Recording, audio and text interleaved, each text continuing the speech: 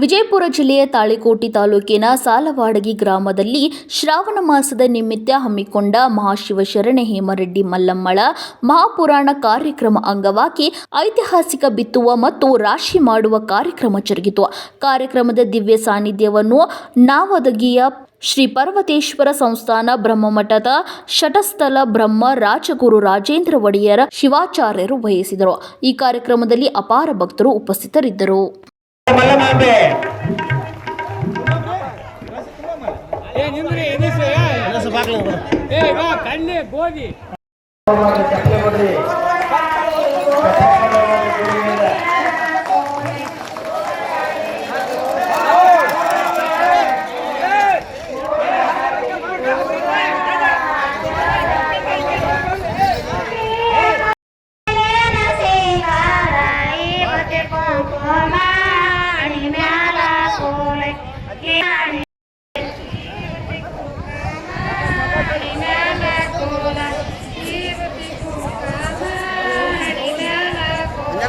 ದಂಡಿ